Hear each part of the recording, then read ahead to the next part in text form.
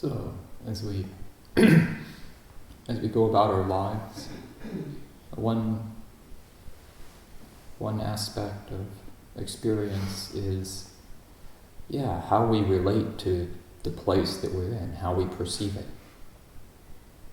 When, there's all sorts of different ways to relate to it. It can either be really liking the environment that we're in, thinking these circumstances are great, or we can disliking it, grumbling, it was better in the past, or it will be better in the future, or I need to make it better in the future. And it can get, it can get kind of complicated. And it's strange because when you pay attention, it's the desires that are really complicating things. So, for instance, I'm headed to Amaravati because I've been at Abhayagiri for 7 years and have gotten a bit, my sense is I'm too settled here. I follow the routine without paying attention, so a change would be good. So I could be sort of looking forward to and hoping for that change. My meditation will come together when I get to Amaravati, and I have to pay attention again. But I was talking with another monk a couple of days ago who is going to another place, and he's hoping for a really stable schedule, even more stable than Abhayagiri. So he can, maybe that'll work.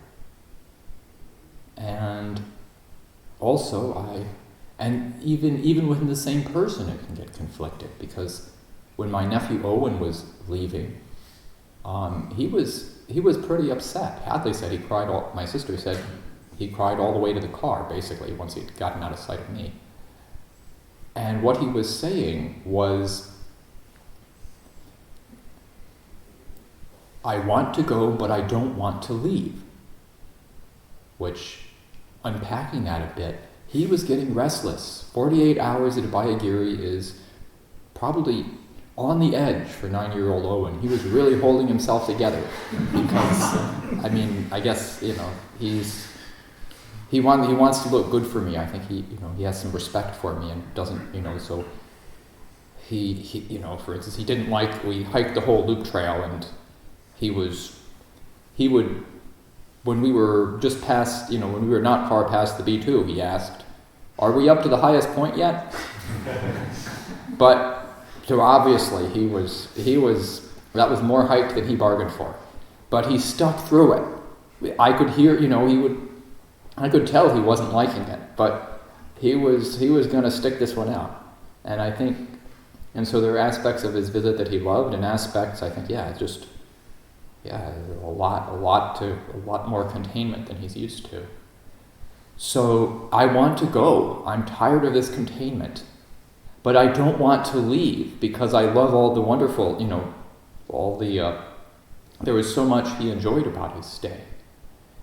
And so that's actually a remarkably cogent expression of how our desires sort of create problems around the places that we're in and the way we perceive those places. So, and then then just for the final contrast, you have, say, Lumpur Liam, who doesn't make any problems about where he is.